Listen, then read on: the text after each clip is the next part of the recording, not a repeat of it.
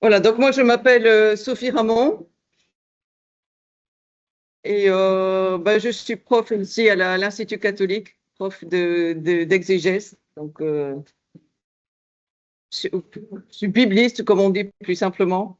J'enseigne tout ce qui touche à l'Ancien Testament.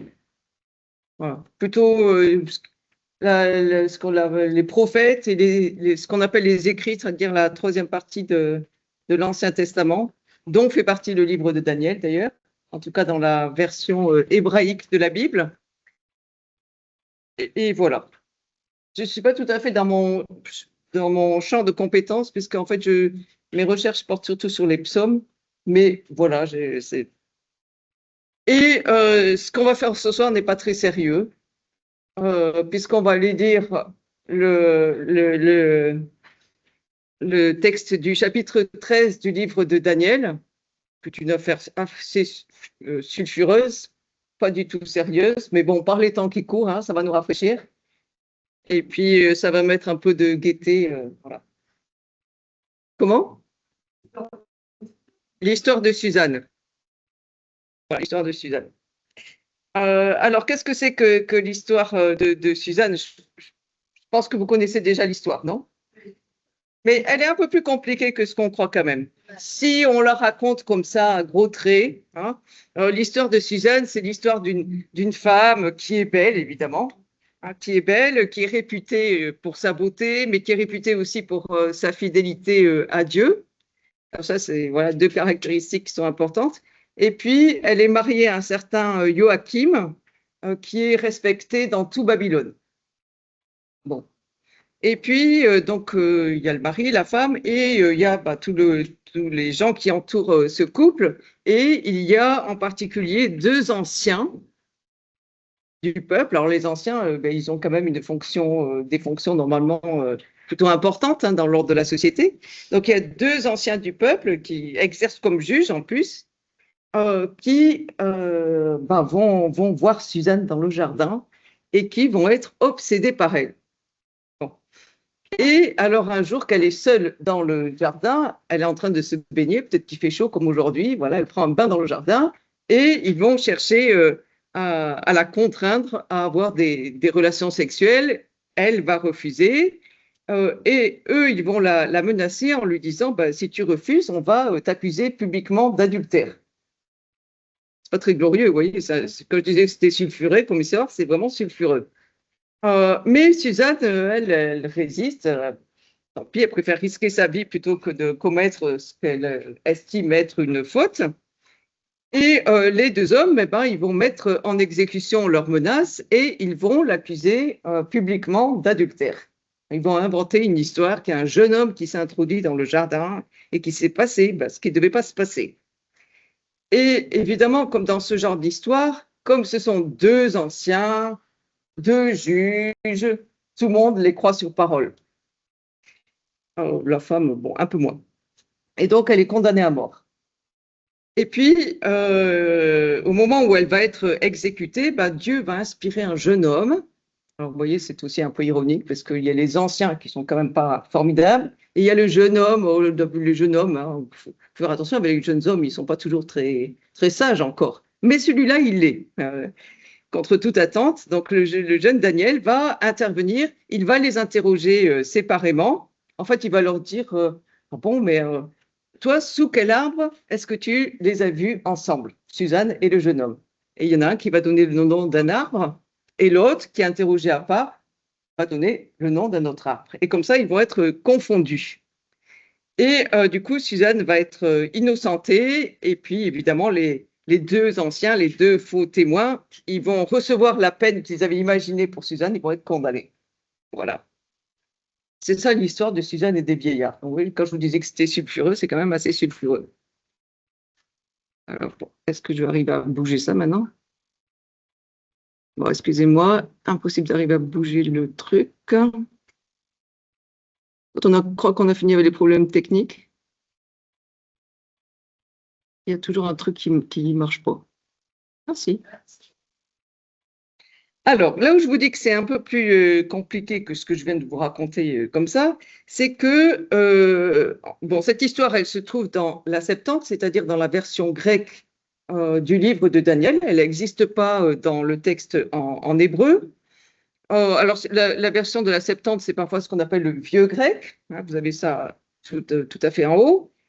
Et elle apparaît aussi dans un autre manuscrit grec, une autre version grecque dite de Théodotion.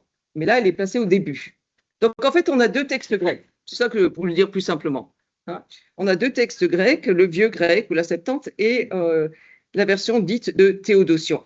Alors, le vieux grec, on peut dater ça en gros du deuxième siècle avant notre ère. C'est une version, un texte qui est plus court que la version dite de Théodotion, qui en rajoute un peu dans l'histoire.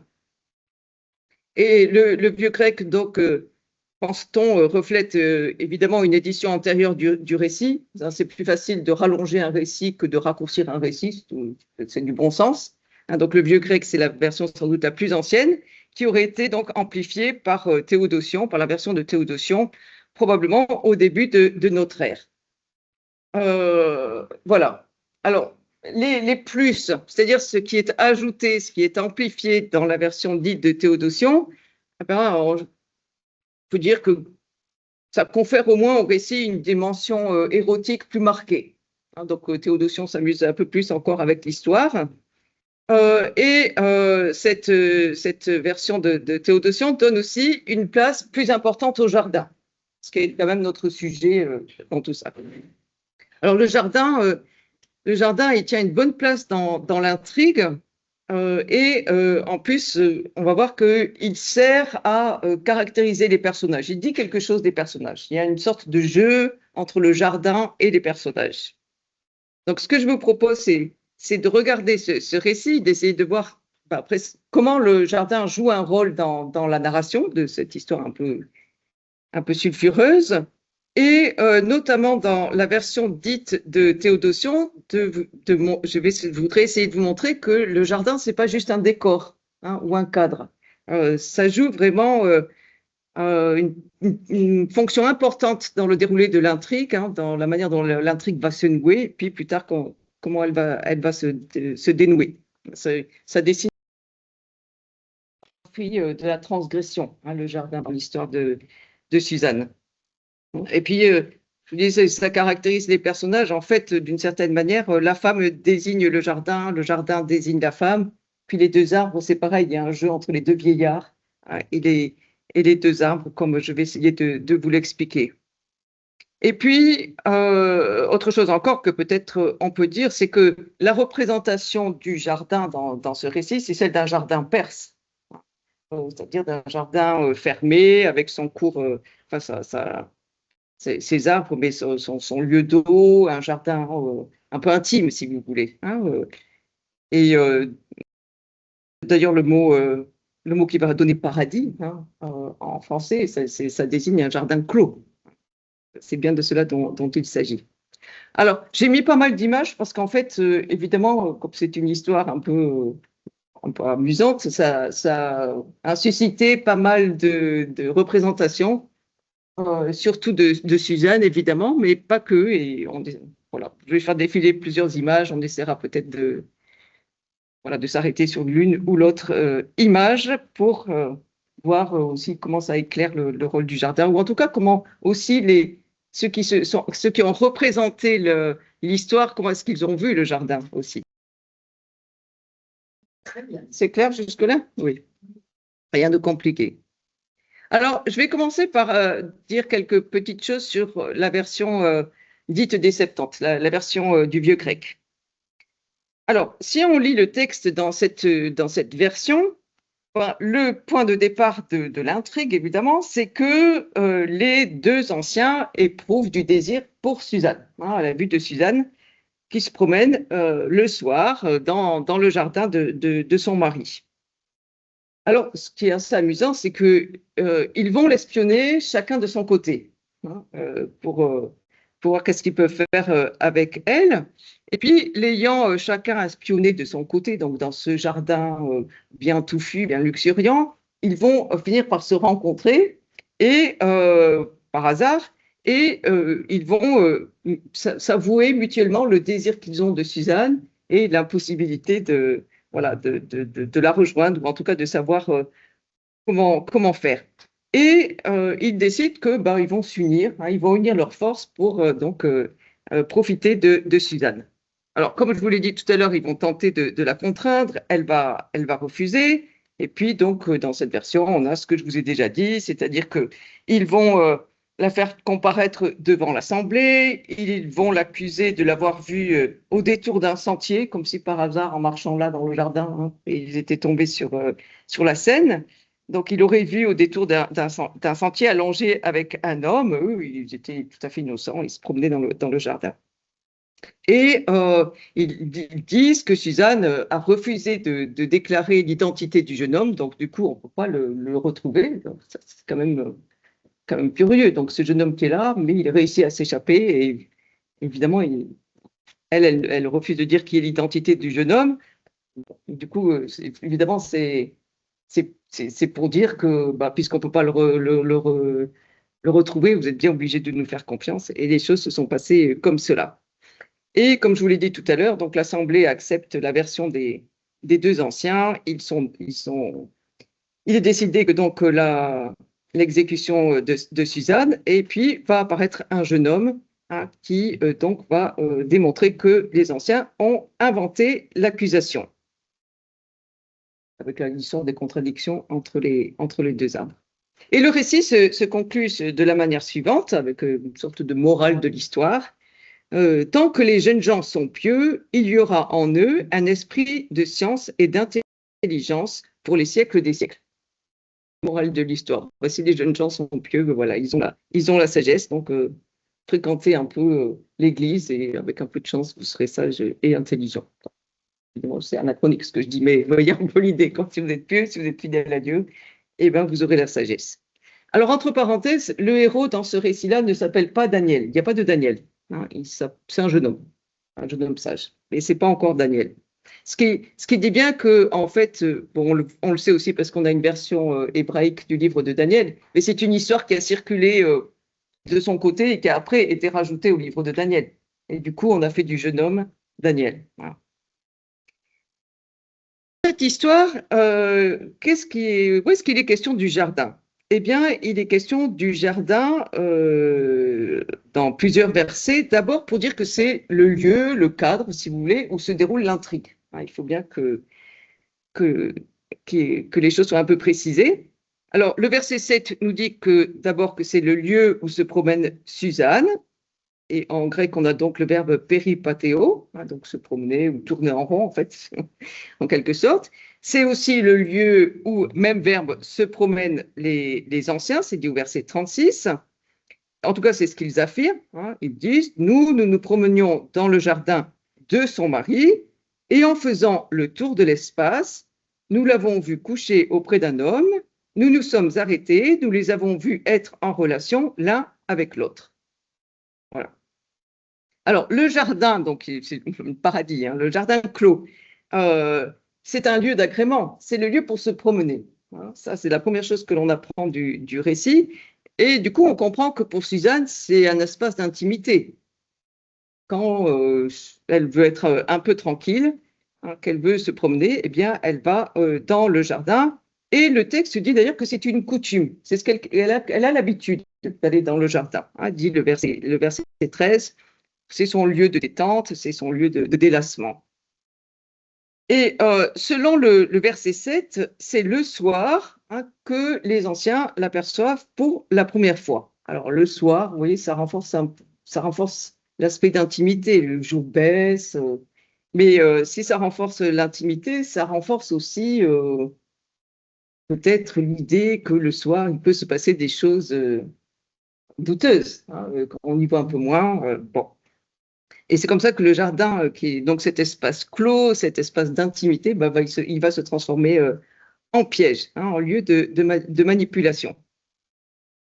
Alors, donc vous avez deux choses qui sont importantes pour comprendre comment ça joue, c'est-à-dire le jardin qui est clos, le soir qui tombe, ça veut dire qu'à la fois l'espace et le temps, c'est propice, hein, propice pour la détente, mais aussi propice pour les mauvais desseins, hein, pour les mauvaises affaires. Le texte dit que les anciens, ils en viennent tellement à désirer Suzanne que leurs pensées sont perverties. Ils n'arrivent plus à penser. Ils deviennent complètement idiots. Et le texte dit aussi, ils ne regardent même plus vers le ciel. Hein, ils ne se souviennent plus des justes jugements du ciel. C'est-à-dire que eux, ils sont tout le contraire du jeune sage, hein, qui lui est fidèle à Dieu et donc il est sage. Et eux, ils sont tellement pris de désir qu'ils en perdent le bon sens, hein, si on disait les choses de manière plus simple. Alors voilà, par exemple, une représentation. Là, ce qui est intéressant peut-être dans la représentation, alors vous voyez, c'est l'espace clos. On voit bien que c'est fermé. Vous avez ce qu'on peut imaginer être la maison du mari ou la ville, en tout cas, en haut à gauche. Et puis, en fait, la porte par où serait rentré le jeune homme et par où il serait reparti pour s'échapper. Ça, c'est une représentation qui, évidemment, est un peu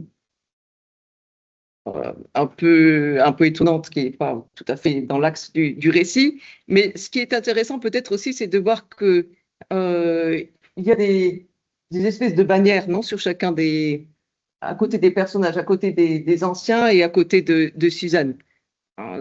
Et ça dit quelque chose qui est assez intéressant parce que c'est parole contre parole. Hein, dans une affaire que personne n'a vue, c'est parole contre parole. Donc vous avez la parole des anciens contre la parole de Suzanne. Manque de chance, elle est une femme, ce qui n'est déjà pas un avantage, et dans une société patriarcale. Et en plus, donc, elle est en face de deux anciens, de deux juges qui ont une certaine notoriété. Alors, le récit continue et il nous est dit que au petit matin, alors que Suzanne se promène comme à son habitude, parce que évidemment les deux ont repéré, les deux hommes arrivent séparément et chacun espère être le premier à pouvoir lui parler. Ils sont même un peu fourbes entre eux. Donc, elle est là dans le jardin comme d'habitude. Et on comprend que à ce stade de l'intrigue, le jardin, c'est l'espace où il est possible de se dissimuler pour commettre l'acte qui est désiré. Et de fait, les deux hommes vont se mettre d'accord, hein, pour tenter de forcer Suzanne à avoir des rapports avec eux. Donc le jardin, qui était le lieu d'agrément, est devenu un piège dont la femme ne peut pas sortir seule. Comme je vous disais, comme elle résiste, ils vont l'amener devant l'Assemblée. Et là, donc on passe du jardin clos à un espace public. Hein, du jardin clos, personne ne peut voir, ça c'est important, à l'espace public où tout le monde est rassemblé. D'ailleurs, le texte dit tous les Israélites qui étaient là se réunirent en conseil, donc il y a du monde, hein, à l'Assemblée. Les anciens ordonnent que Suzanne soit dénudée, ce qui viole un peu plus, disons, l'intimité de la femme et qui en plus satisfait d'une certaine manière, en tout cas au moins en partie, le désir des anciens, hein, qui peuvent au moins voilà, la contempler nue. Donc vous avez le changement des décors, le dénuement de la femme, et ça sert de cadre à une nouvelle complication dans l'intrigue, puisque donc elle est accusée injustement par les anciens. Comme évidemment l'accusation est très simple. En fait, il l'accuse d'avoir fait avec un autre ce qu'il voulait faire avec elle. C'est ça, en fait, ça joue sur ce ressort-là, l'intrigue. Donc le jardin, il est utile au mensonge des anciens. Non, ce jardin clos, il est utile au mensonge des anciens. Alors, il y a quand même quelque chose qui est intéressant, qui est un peu plus subtil dans le récit, c'est que la manière dont ils parlent, ça traduit l'ambiguïté de leur comportement. Parce qu'en fait, ils disent qu'ils ont fait le tour du jardin. Et alors ça, c'était peut-être dans le voilà, hein, le verbe kuklo, hein, nous nous promenons dans le jardin en faisant le tour. Faire le tour, ça signifie, enfin le verbe kuklo, plutôt, ça signifie aussi encercler. Donc ils font le tour du jardin, mais en même temps ils encerclent la femme. Et vous voyez, c'est assez subtil, mais Le verbe n'est pas choisi au hasard pour dire bah, ce jardin clos, c'est le lieu de l'encerclement, donc c'est le lieu du piège. Ils disent qu'ils ont fait le tour de l'espace, au stadion, et puis ils insinuent, ben, comme ça, que donc ils ont encerclé, ils ont cerné en quelque sorte le corps de Suzanne. Alors, le jardin va quand même retrouver une dimension plus positive dans ce qu'on pourrait appeler le dénouement de l'intrigue, puisque donc apparaît ce jeune sage qui surgit, on ne sait pas où, mais qui était là dans l'assemblée, et qui va demander aux deux anciens, mais séparément, maintenant donc sous quel arbre et dans quelle partie du jardin les as-tu vus? Il va le répéter donc au deuxième ancien. Et les deux anciens, comme je vous disais, vont faire une réponse différente, et c'est comme ça qu'ils vont être confondus. Ça veut dire que le jardin devient l'instrument par lequel le jeune sage dénoue l'affaire. Et puis, il est ensuite écrit que que l'Assemblée se saisit des anciens, qu'elle fait sortir les anciens et elle les précipite dans un escarpement, dans un ravin. Alors, on n'est plus dans un espace clos protégé, c'est plutôt un espace dangereux. Et en plus, dans ce ravin, Dieu envoie le feu. Donc là, on est dans le châtiment complet. Ils sont jetés dans le ravin et le feu de Dieu les consume. Donc, vous voyez, en fait, ce jardin, déjà dans cette première version du récit, mais vous allez voir que c'est encore plus amusant avec la version suivante, dans cette version du récit, dans ce texte ancien, bah, le jardin, c'est tour à tour l'espace de retrait, l'espace d'intimité, l'espace du délassement, là où on aimerait bien être ce soir, là, pour se rafraîchir. Ça devient le lieu d'un piège, d'un traquenard. Et puis, pour finir, ça devient l'instrument que le jeune sage utilise pour confondre les deux anciens. Donc, il joue tous ces rôles-là, le jardin, dans le récit tel qu'il nous est raconté dans cette première version de l'histoire. Mais vous voyez, le jardin, c'est aussi l'espace de dévoilement des désirs des anciens. C'est de leurs fantasmes, de leurs mensonges. Au fond, le jardin dit bien qui ils sont. Alors, si ça vous va, donc voilà le jeune sage qui arrive, là, les condamne. Si ça vous va, on va regarder dans la version de Théodosian. Ça va jusque-là? C'est pas très compliqué à suivre. Alors, c'est dans Théodosian que l'ouverture du récit dit que Joachim vit à Babylone. Donc là, le récit est situé à Babylone. Donc, il a pris une femme qui est nommée Suzanne, qui est très belle, qui craint Dieu. Donc, c'est là que le récit insiste. Le récit dit encore qu'elle a été élevée par de justes parents selon la loi de Moïse. Donc, elle a tout ce qu'il faut pour elle, cette femme. Et puis, le récit dit encore que Joachim est très riche et qu'il a un jardin attenant à sa maison. Donc là, le jardin, il est tout près de la maison, c'est spécifié. En fait, il y a beaucoup de Juifs qui viennent chez Joachim parce qu'il est réputé, il est illustre. C'est le plus illustre de tous. Alors, déjà, vous avez quand même un petit problème dans le récit, parce que dit comme ça, il y a un petit problème quand même dans le récit, c'est que l'homme, Joachim, il est qualifié par ce qu'il possède. Il possède, on dit qu'il prend, lambano, le verbe lambano en grec, il prend une femme, il possède des richesses, il possède une maison, il possède un jardin, il possède aussi une renommée. La femme, elle est caractérisée par sa beauté, ce qui évidemment laisse déjà supposer qu'il va y avoir un problème. Elle est caractérisée par sa beauté, mais elle est aussi caractérisée par sa rectitude morale, par sa piété. Et puis, le jardin, donc, il est caractérisé par le fait qu'il est attenant à la maison. Il est proche de la maison. Il y a ensuite les deux autres protagonistes qui sont introduits, donc les deux anciens, dont il est précisé, donc ils sont des juges. Et puis, il y a une mystérieuse citation qui est introduite dans le récit qui dit « L'iniquité est venue de Babylone, d'anciens, de juges qui passaient pour gouverner le peuple. » Donc, l'iniquité est venue de Babylone avec cela.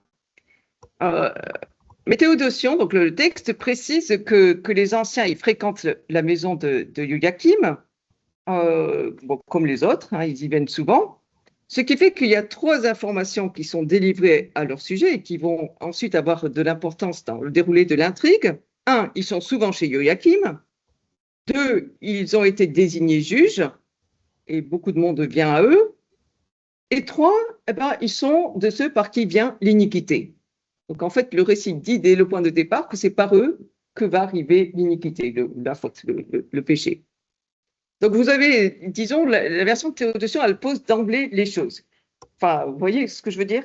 Elle nous dit, ben voilà, voilà l'histoire, c'est l'histoire d'un mari riche et illustre, d'une femme belle et vertueuse, et de deux anciens qui sont juges, mais qui sont iniques. Forcément, ça ne peut que poser des problèmes. Alors là, le récit raconte que, verset 7, lorsque le peuple s'était retiré au milieu du jour, Suzanne entrait et se promenait dans le jardin de son mari. Vous avez remarqué que la temporalité change. On n'est plus le soir, là on est au milieu du jour. Elle entre et elle se promène dans le jardin de son mari. Et comme dans la version précédente, c'est un phénomène coutumier. Hein, il vient régulièrement dans le jardin, mais c'est au milieu du jour. Et c'est donc en la voyant aller se promener tous les jours dans le jardin que les deux anciens en viennent à la désirer. Évidemment, vous avez cette idée de répétition. Elle entrait, se promener dans le jardin. Vous voyez, elle entrait, se promener, c'était coutumier, toujours au milieu du jour. Tout est fait pour que ça suscite le désir des anciens, hein, évidemment. Alors, ce qui fait dire un certain Jordan, ironiquement, dans ce lieu privé, donc le jardin, et à un moment où il aurait dû être vide, on est quand même au milieu du jour, on peut penser que les gens font autre chose, puis il fait chaud, et puis c'est l'heure de manger. Mais donc, ironiquement, dans ce lieu privé et à un moment où il aurait dû être vide, les deux anciens pénètrent en voyant qu'elle entrait et se promenait chaque jour dans le jardin de son mari, avec pour résultat de devenir désireux, d'elle.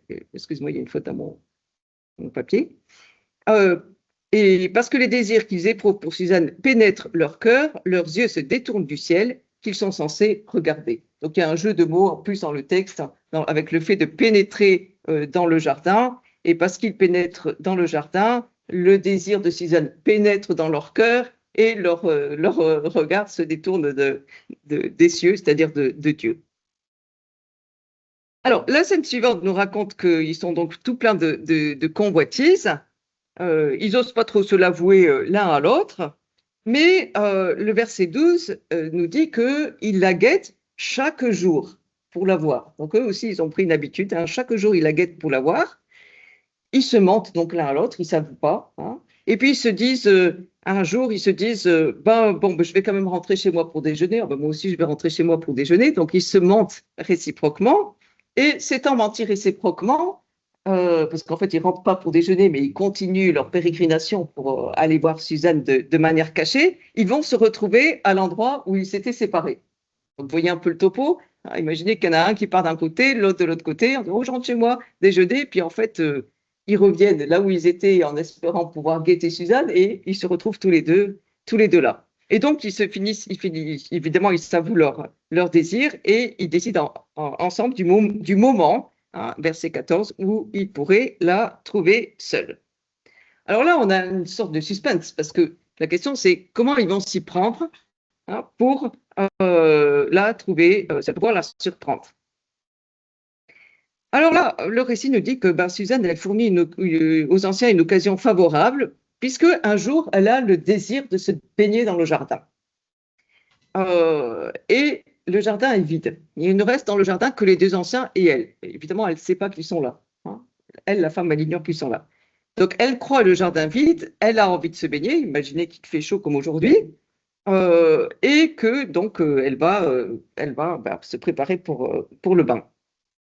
Alors, c'est assez intéressant parce que quand on regarde où est-ce qu'il y a des bains dans la Bible, vous connaissez d'autres épisodes qui se passent avec des bains, non? Non, une femme qui se baigne. David, verset.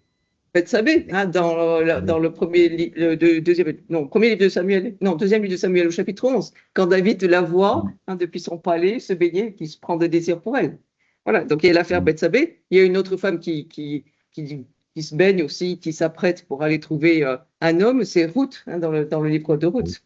Bon. Donc le bain, en fait, disons que c'est un motif qui introduit une dimension d'érotisation. Si on vous dit qu'il y a un bain et qu'en plus il y a une femme qui se baigne, vous savez qu'il va se passer quelque chose. Donc, Suzanne, elle ordonne à ses servantes d'apporter de l'huile, d'apporter des parfums. En plus, vous voyez, c'est pas juste un petit bain. Hein. Donc, apporter de l'huile, apporter des parfums, de fermer les portes du jardin pour qu'elle puisse se baigner. Donc, vous voyez que le récit est assez insistant. Hein. Les servantes, évidemment, s'exécutent, mais précise aussi que, verset 18, elles fermèrent les portes du jardin et sortirent par une porte latérale pour apporter ce qui leur était commandé. Elles ne virent pas les anciens car ils étaient cachés. Donc, vous avez le bain, l'huile, les parfums, la fermeture du jardin, tout ce qu'il faut donc pour que se passe quelque chose de peu avouable. Donc, vous voyez ici aussi, le jardin, il joue un rôle dans l'intrigue et un rôle qui est encore plus marqué que dans la version précédente, puisque avec le jardin, nous, les lecteurs, on sait que les hommes sont cachés, ils sont cachés, mais la femme, elle ne sait pas. Donc, on a une information supplémentaire, si vous voulez, par rapport à la femme. Alors, évidemment, ça crée une attente chez nous, non? Vous savez, les deux hommes qui se retrouvent dans le jardin avec la femme, on se dit, oh là là, qu'est-ce qui va se passer? Et puis, évidemment, le jardin va être important par la suite dans l'histoire que vont élaborer les anciens. Alors, donc, comme dans la version précédente, ils vont tenter de plier Suzanne à leur désir, sauf que le texte est ici peut-être plus explicite que la version précédente, puisque les anciens, ils font bien remarquer à Suzanne que les portes sont closes. Hein, les portes sont fermées, personne ne peut les voir. Donc, en fait, ils la menacent d'emblée. Le jardin est bien fermé, personne ne peut nous voir. Ils disent à la femme comment ils vont s'y prendre si elle ne cède pas. Et elle résiste. Elle dit qu'elle ne veut pas pécher en présence de Dieu. D'ailleurs, c'est assez intéressant parce qu'elle a quasiment les mêmes mots que Joseph, Joseph dans le livre de la Genèse, quand il résiste à la femme de Potiphar. Là, c'est le cas inverse. Hein. C'est un homme qui est séduit par une femme et c'est lui qui résiste. Alors, qu'est-ce qui se passe? Les anciens se mettent à crier. Ils ouvrent les portes du jardin et les gens, évidemment, comme ils entendent crier, ils arrivent et là, ils racontent qu'ils ont vu Suzanne avec un jeune homme. Et évidemment, vous voyez, comme vous avez l'huile, le parfum, les portes closes, tout joue en fait en défaveur de Suzanne, hein, et beaucoup plus encore que dans le texte précédent. Là, c'est pas simplement parole contre parole, c'est une femme dénudée qui s'apprête à se baigner, qui a de l'huile, du parfum, voilà, qui se prépare, et le jeune homme.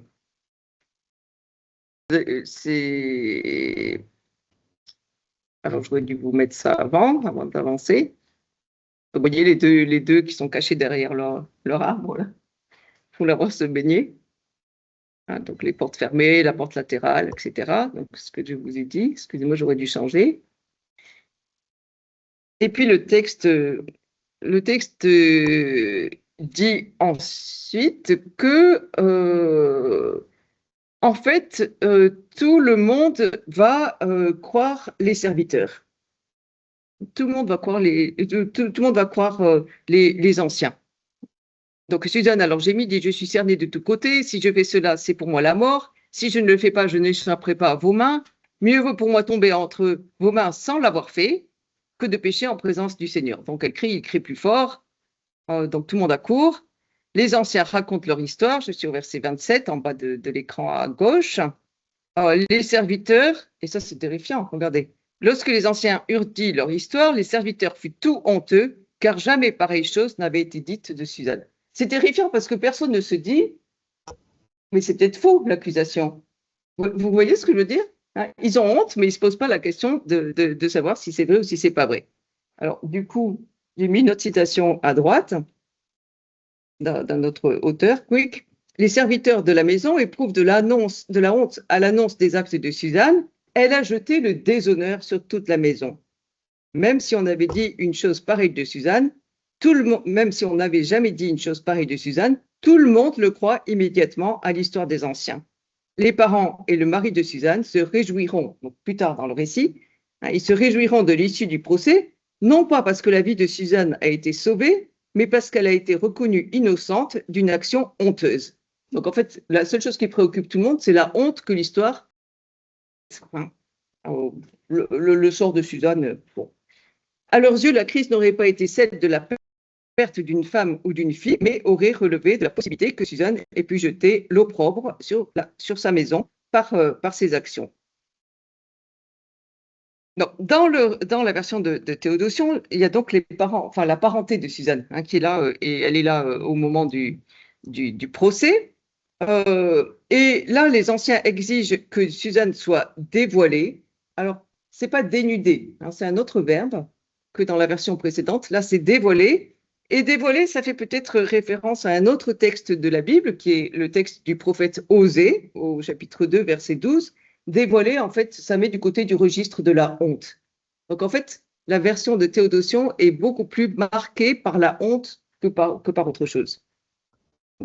Elle était voilée, donc on ne la dénude pas, on découvre la tête comme il est prévu, comme c'est le cas dans le livre de Osée, au chapitre 2, qui parle de la femme prostituée. Dans Osée 2, la femme prostituée, c'est Israël infidèle. Donc la femme prostituée qu'on dévoile pour dire la honte de son comportement. Mais vous avez aussi dans le livre des Nombres, au chapitre 5, un rituel qui dit que la femme adultère, on doit la dévoiler. Donc on est dans ce registre-là, dans Théodotion, dans le registre de la honte. Alors, donc les anciens disent leur discours mensonger, que vous connaissez bien maintenant. Ils étaient dans le jardin, ils ont vu entrer les deux servantes, ils ont vu que Suzanne a congédié les deux servantes, qu'un jeune homme était là caché, qu'il est apparu, qu'il a eu des relations avec Suzanne. Puis ils ajoutent qu'ayant vu cela d'un coin du jardin, donc là ils sont dans un coin du jardin, qu'ayant vu cela d'un coin du jardin, ils sont accourus vers elle, mais le jeune homme a ouvert les portes, il s'est enfui, et elle a refusé de révéler son identité. Alors là, le jardin, il est bien nommé. Il est nommé dans cette séquence, il est nommé au moins 3 fois. Il est question de ces portes au moins 2 fois. Au fond, les anciens, ils insistent sur le fait que le jardin fermé, ils ne parlent pas du bain d'ailleurs, ils insistent sur le fait que le jardin était fermé, ce qui est peut-être une manière d'insinuer que ce jardin fermé, ce n'est pas la première fois qu'il sert des dessins un peu inavouables. Bon. Donc vous avez, dans ce récit de Théodotion, vous avez 2 espaces, 2 espaces construits, la maison de Joachim, et puis l'espace du jardin clos qui est adjacent à la maison. L'intrigue, donc, elle va de la maison au jardin, puis de nouveau à la maison, là où il va y avoir le procès. Mais tout finalement tourne autour de cet espace clos qu'est le jardin. Ce jardin qui, encore une fois, devient un piège pour la femme, ce qui fait dire encore à un certain Reinhardt, la femme, donc Suzanne, y est enfermée de toutes parts, les murs même qui avaient assuré son intimité scellent maintenant son destin. Mais la machination des anciens et l'intrigue narrative sont toutes deux résolues lorsque le jeune Daniel, puisque là il a un nom, le sage, le jeune Daniel piège à son tour les anciens dans leur propre histoire en exposant leur mémoire erronée des arbres du jardin. Alors, on va passer à la dernière partie de ce que je voulais vous présenter. Donc, j'ai intitulé Les anciens, la femme et le jardin. Mais évidemment, vous avez compris que dans la version de Théodotion, ce qui est central dans l'intrigue, c'est le bain, qu'on n'avait pas dans la version précédente. Et du coup, le jardin acquiert une dimension autre, plus singulière. Ça veut dire que d'abord, le jardin, il possède une pièce d'eau. Et le fait qu'il possède une pièce d'eau dans laquelle on peut se baigner, ça renforce un peu l'idée d'intimité du jardin. Et puis, il est question aussi des portes, ce qui n'était pas le cas dans la version précédente. Alors, ça, c'est assez intéressant parce que quand le verset 8 dit que les 2 anciens du regard chaque jour Suzanne, ils entrent et se promènent dans le jardin, il nous est suggéré d'emblée que cet espace d'intimité, il est transgressé. hein, il est transgressé. Le regard, il pénètre dans le jardin. C'est pour ça que j'ai choisi cette représentation. C'est comme s'il regardait par-dessus le mur, qui transgressait un espace qui est un espace dans lequel on ne pénètre pas, puisque c'est l'espace de l'intimité.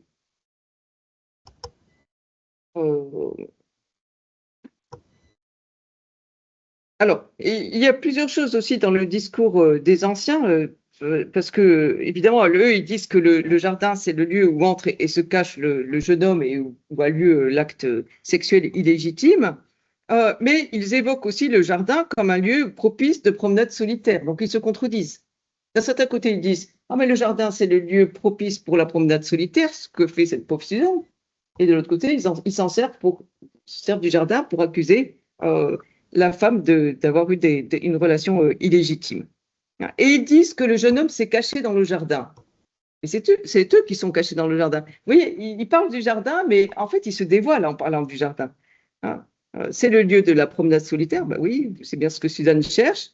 Hein. C'est le lieu où un jeune homme est caché, mais en fait, c'est eux qui sont cachés. Il a ouvert les portes. Ben, en fait, c'est eux qui ont ouvert les portes, hein, pour ameuter tout le monde.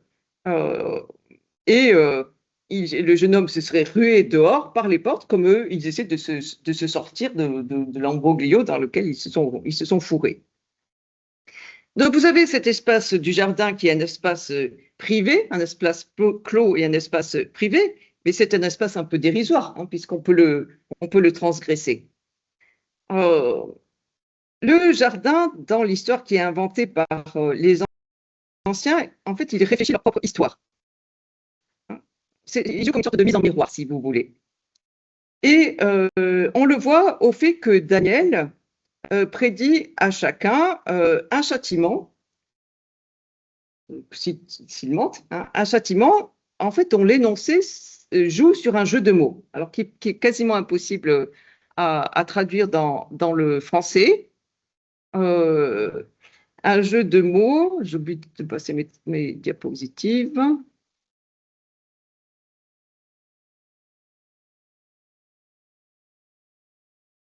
Où est-ce que c'est? Voilà. Oui, c'est ça. C'est en bas de. Hein, c'est dans ce passage-là. Donc, en fait, il y a un jeu de mots parce que donc il demande où est-ce que ça s'est passé. Euh, et il y en a un qui va répondre que ça s'est passé sous un. Bon, alors, c'est plusieurs traductions parce qu'on ne sait pas trop traduire, mais enfin, sous un lentisque.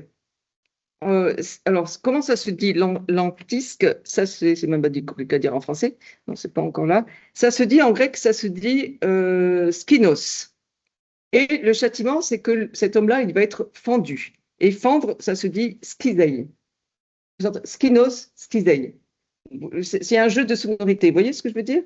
Et le deuxième, il va dire que ça a lieu sous un chêne vert, un prinos. Et Daniel annonce qu'il va être coupé, prisaille, prinos, prisaille. Donc, vous savez, ce jeu de mots, alors je ne sais pas comment on pourrait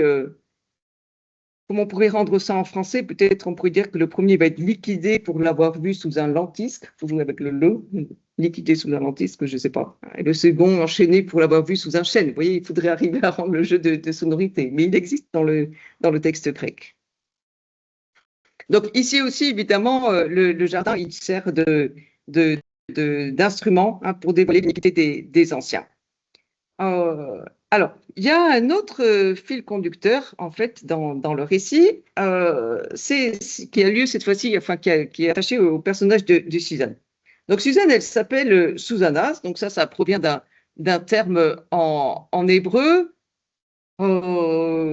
qui vient probablement de la même racine que celui qui désigne Shushen, le lys, hein, une fleur.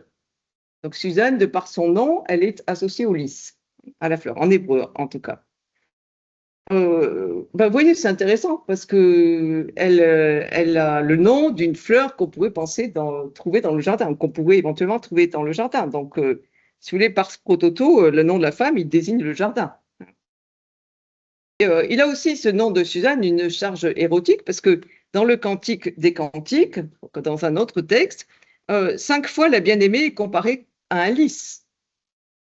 Par exemple, au chapitre 2, verset 2, comme un lys parmi des ronces, telle est ma compagne parmi les filles. Donc ça, c'est ce que dit le nom de Suzanne. Il y a encore un certain Domine qui dit « Le nom de l'héroïne de cette histoire n'est pas accessoire à l'intrigue. Il a pu inspirer précisément les éléments nouveaux qui apparaissent en Théodotion sous la forme d'un jeu de mots, paranomase ou calembour, spécifiquement à partir d'une source égyptienne. » Je ne lis pas les hiéroglyphes égyptiens, donc ce que je vous dis là, c'est ce que j'ai lu chez cet auteur. Donc son idée, c'est que donc il y a un jeu de mots dans le nom de Suzanne, puisque le prénom hébreu, Shoshana, serait apparenté ou emprunté à un mot égyptien qui signifie lotus ou nénuphar. Or, en égyptien hiéroglyphique, à chaque signe est attribué une valeur phonétique. Alors, donc sur l'observation que la plupart des hiéroglyphes égyptiens doivent être lus donc comme des phonographes, c'est-à-dire comme possédant une valeur phonétique, plutôt que comme des idéogrammes. Mais bon, il établit, cet auteur, que le terme égyptien évoquerait le verrou d'une porte, d'une part, le bassin d'un jardin, d'autre part, et le frémissement de l'eau, en troisième lieu. Ça va? Donc vous avez un terme je sais pas quoi, consonantique, et ça évoquerait le verrou d'une porte, le bassin d'un jardin et le frémissement de l'eau. Bon, on a tout ce qu'il faut dans le nom de Suzanne pour dire l'intrigue. Vous voyez ce que je veux dire? Vous comprenez la logique qui est la sienne? Donc ça veut dire que c'est ça. Dans le nom de Suzanne, on a tout, avec les phonogrammes égyptiens, on a tout ce qu'il faut pour, comme élément important du récit. Les verrous des portes du jardin, qui sont fermées, ouvertes, la pièce d'eau, évidemment, le bassin, et puis le frémissement de l'eau du bassin. Bon, ne me demandez pas comment... Si l'auteur du texte connaissait l'égyptien ou pas, mais après tout... Vous pensez que les choses circulaient, hein, c'est pas complètement impossible que voilà, ou est-ce qu'il y avait déjà un texte égyptien qui pouvait qui a pu je sais pas marquer l'histoire de Suzanne, je sais pas comment les choses se sont faites exactement, mais je pense que disons que la culture que les scribes pouvaient avoir à l'époque rend plausible, en tout cas je pense, l'hypothèse, mais en tout cas elle est séduisante, je trouve, non? L'idée de se dire que dans le nom de Suzanne, on a tout ce qu'il faut pour nouer l'intrigue. Donc, si le jardin, au fond, est contenu dans le nom de Suzanne, on peut dire que c'est une synecdoque de la femme. Et ça, c'est aussi dit dans le Cantique des Cantiques, puisqu'il est dit dans le Cantique des Cantiques à propos de la bien-aimée, donc là c'est au chapitre 4, « Tu es un jardin verrouillé », donc c'est l'aimé qui parle. « Tu es un jardin verrouillé, ma sœur, ô fiancée, une source verrouillée, une fontaine scellée. » Vous voyez, on retrouve les mêmes éléments. Alors évidemment, le jardin verrouillé, là c'est métaphorique, mais vous voyez comment on passe de l'un à l'autre. Le jardin verrouillé, la source verrouillée, la fontaine verrouillée. Et dans le Cantique, au chapitre 7, il y a encore une métaphore d'une haie de lys, qui est comme une clôture qui apparaît infranchissable, mais qu'en fait tout le monde peut franchir. Tout ce qu'on croit clos, infranchissable, en fait, il faut quand même se méfier. Alors, je retrouve un auteur antérieur qui dit « En tant que juive pieuse, Suzanne est donc, donc c'est moi qui le redoute, un jardin fermé ou clos, sûr et dissimulé aux autres, à l'exception de son mari légitime. La sécurité du jardin est violée par les anciens, ce qui laisse présager la menace potentielle que leur présence et leurs paroles font peser sur Suzanne elle-même. Contrairement à ce que l'on pourrait attendre, cependant, la libération ne vient pas du mari qui, par sa propriété du jardin et son mariage avec la femme, y a accès, mais du jeune prophète Daniel. Par son discours aux anciens, Daniel entre figurativement dans le jardin pour discerner la vérité sur ce qui s'est passé. Donc, vous voyez ici, dans sa citation, Daniel est présenté comme, pas simplement comme un jeune sage, mais aussi comme un prophète, hein, comme le prophète de Dieu. C'est lui qui lui donne accès, à qui Dieu donne accès en quelque sorte au jardin, hein, parce que finalement, on peut se rappeler les propos de Suzanne quand elle dit aux anciens qu'elle préfère tomber entre les mains, plutôt que de tomber entre les mains des anciens, elle préfère non, elle préfère plutôt que de transgresser, plutôt que de coucher avec eux, elle préfère tomber entre les mains des anciens, hein, en présence du Seigneur. Donc il y a Dieu qui finalement apparaît dans cette version aussi, hein. Elle préfère tomber, se faire accuser injustement, mais en présence du Seigneur. Et c'est Dieu qui suscite donc le jeune Daniel et qui lui fait en quelque sorte figurativement pénétrer dans le jardin. Donc vous voyez, ce récit de Suzanne, il est au fond une histoire avec une connotation sexuelle assez claire, hein, qui a lieu dans un jardin. Mais ce que je trouve intéressant, enfin, je dis toujours, je trouve ça intéressant, j'ai toujours peur qu'il y ait dans la salle un étudiant qui dit c'est pas du tout intéressant, mais il n'y a personne qui s'est encore autorisé à le faire. Mais ce que je trouve intéressant, c'est qu'il y a une sorte de mise en abîme entre les personnages et le jardin. Vous voyez ce que je veux dire? La femme représente le jardin. Finalement, les hommes sont associés au jardin aussi par les deux arbres. Ils vont subir un châtiment qui est associé par jeu de sonorité, qui est associé aux arbres qu'ils nomment. Donc, il y a une sorte de jeu de miroir entre le jardin, la femme, les arbres et les anciens. Mais c'est Daniel qui, en pénétrant figurativement dans le jardin, fait donc la vérité. Il va permettre à Suzanne de s'en trouver, d'être sauvée, hein. Donc voilà, il fallait bien ce jardin clos, hein, fermé, avec ses arbres, avec sa pièce d'eau au centre, hein. Donc c'est un jardin perse, comme je vous le disais tout à l'heure, hein, mais qui est l'espace de Dieu aussi, hein, pour que eh bien, pour que Dieu entende la voix de la femme et il dépêche ce jeune homme, hein, Daniel, pour la sauver. Voilà, j'ai mis encore quelques représentations. Alors, c'est évidemment extrêmement varié suivant les époques auxquelles on se trouve.